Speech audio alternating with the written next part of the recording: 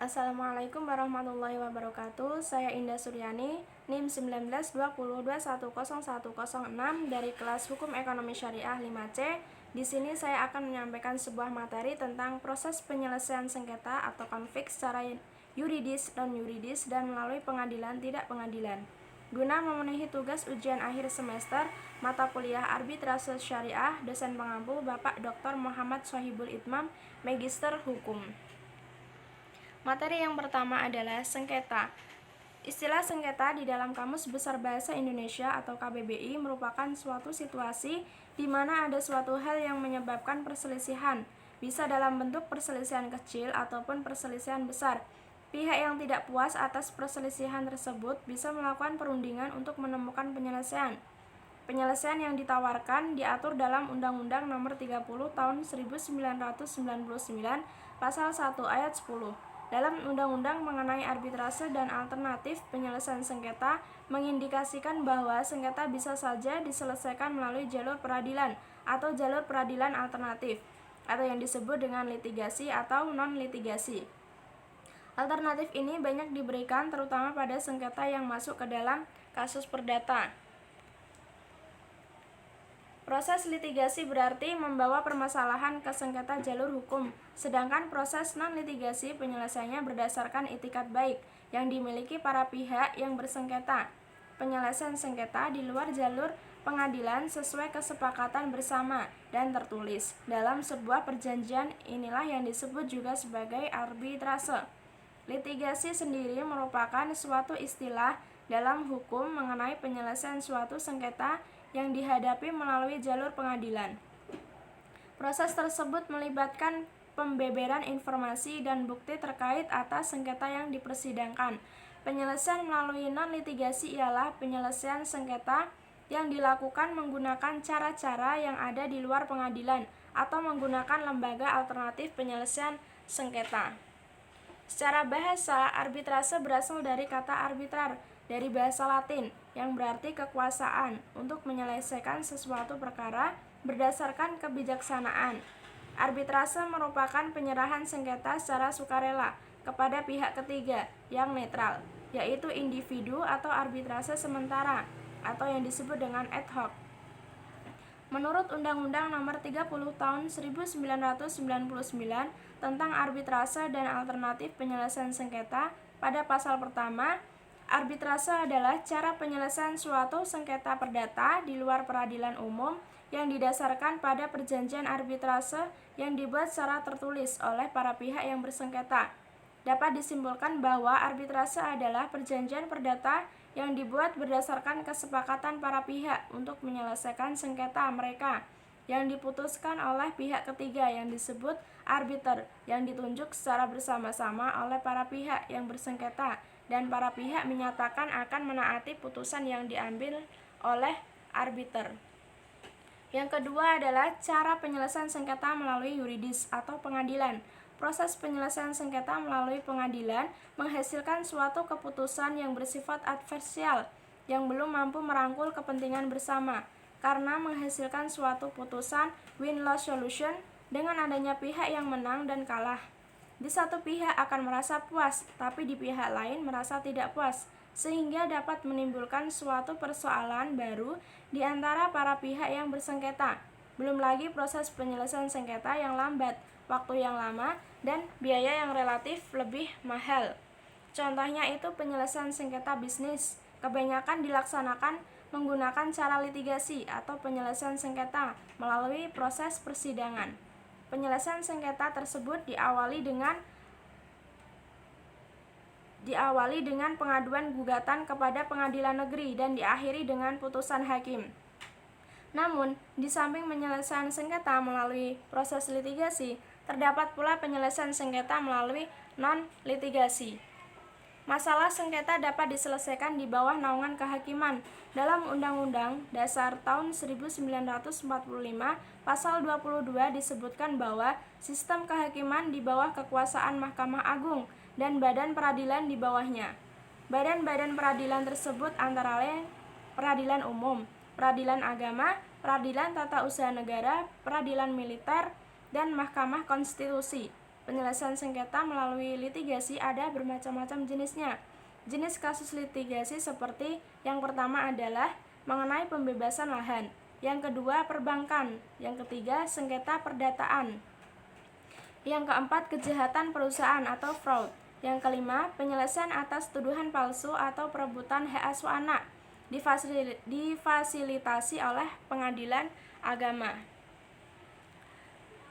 Proses penyelesaian sengketa melalui jalur peradilan atau litigasi seringkali disebut dengan ultimum remedium. Jadi maksudnya adalah litigasi adalah sarana akhir dari penyelesaian sengketa.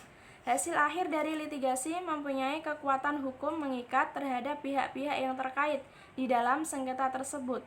Prosedur dalam jalur litigasi ini sifatnya lebih formal atau yang disebut dengan very formalistic dan sangat teknis, very technical. Seperti yang dikatakan oleh J. David Ritschl, there is long wait for litigants to get trial. Jangankan untuk mendapatkan putusan yang berkekuatan hukum tetap, untuk menyelesaikan pada satu instansi peradilan saja harus antri menunggu. Yang ketiga yaitu cara penyelesaian sengketa melalui non-yuridis atau di luar pengadilan. Perselisihan atau sengketa bisa saja berhubungan dengan jumlah uang, hak-hak, status, gaya hidup, reputasi, dan aspek lain dalam kegiatan perdagangan atau tingkah laku pribadi. Sengketa mungkin juga berhubungan dengan masalah yang sederhana atau kompleks dan melibatkan berbagai jenis persoalan. Misalnya yang pertama adalah kenyataan yang mungkin timbul akibat kredibilitas para pihak itu sendiri. Terus yang kedua, masalah hukum yang pada umumnya akibat dari pendapat atau tafsiran menyesatkan yang diberikan oleh para ahli hukum yang terkait. Yang ketiga, akibat perbedaan teknis termasuk perbedaan pendapat dari para pihak, dari para ahli teknik dan profesionalisme dari para pihak. Yang keempat, perbedaan pemahaman tentang sesuatu hal yang muncul, misalnya dalam penggunaan kata-kata yang membingungkan atau adanya perbedaan asumsi. Terus yang kelima itu perbedaan persepsi mengenai keadilan, konsep keadilan dan moralitas, budaya, nilai-nilai, dan sikap. Dalam penyelesaian sengketa melalui non-litigasi, kita telah mengenal adanya penyelesaian sengketa alternatif atau Alternative Dispute Resolution atau yang disebut dengan ADR, yang dijelaskan dalam pasal 1 angka 10 Undang-Undang Nomor 30 Tahun 1999 tentang arbitrase dan ADR yang berbunyi sebagai berikut. Alternatif penyelesaian sengketa adalah lembaga penyelesaian sengketa atau beda pendapat melalui prosedur yang disepakati para pihak, yakni penyelesaian sengketa di luar pengadilan dengan cara konsultasi, mediasi, konsiliasi, atau penilaian ahli. Penyelesaian sengketa melalui non-litigasi jauh lebih efektif dan efisien. Sebabnya pada masa belakangan ini berkembangnya berbagai cara penyelesaian sengketa atau settlement method di luar pengadilan yang dikenal dengan ADR dalam berbagai bentuk, seperti yang pertama adalah arbitrase. Pasal 1 ayat 1 Undang-Undang Nomor 30 Tahun 1999 menjelaskan bahwa arbitrase adalah cara penyelesaian suatu sengketa perdata di luar pengadilan umum yang didasarkan pada perjanjian arbitrase yang dibuat secara tertulis oleh para pihak yang bersengketa. Terus yang kedua itu ada negosiasi. Menurut Fisher and Urey, negosiasi merupakan komunikasi dua arah yang dirancang untuk mencapai kesepakatan pada saat kedua belah pihak memiliki berbagai kepentingan yang sama maupun yang berbeda. Yang ketiga itu ada mediasi. Menurut Peraturan Mahkamah Agung nomor 1 tahun 2016 tentang prosedur mediasi di pengadilan adalah cara penyelesaian sengketa melalui proses perundingan untuk memperoleh kesepakatan para pihak dengan dibantu mediator. Terus yang keempat ada konsiliasi.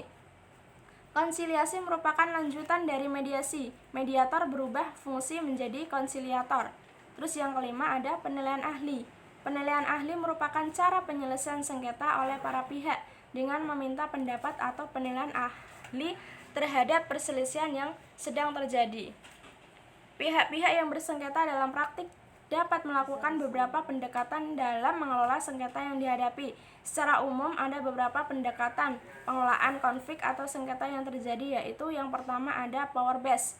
Power based merupakan pendekatan pengelolaan sengketa dengan mendasarkan pada kekuatan atau kekuatan atau kekuasaan untuk memaksa seseorang untuk berbuat sesuatu atau tidak berbuat sesuatu.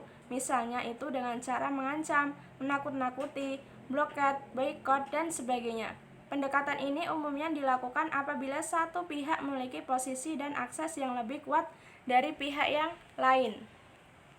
Terus yang ketiga adalah right-based. Right-based adalah pendekatan pengelolaan sengketa dengan mendasarkan konsep hak atau hukum, yaitu konsep benar dan salah berdasarkan parameter yuridis melalui prosedur adjudikasi, baik di pengadilan maupun arbitrase. Pendekatan seperti ini umumnya mengarah pada keadaan win-loss solution, di mana ada pihak yang dimenangkan dan ada pula pihak yang dikalahkan di sisi lainnya.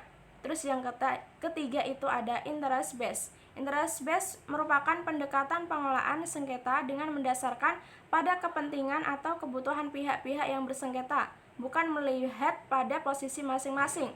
Solusi ini diupayakan mencerminkan kepentingan pihak-pihak yang bersengketa secara mutual atau win-win solution.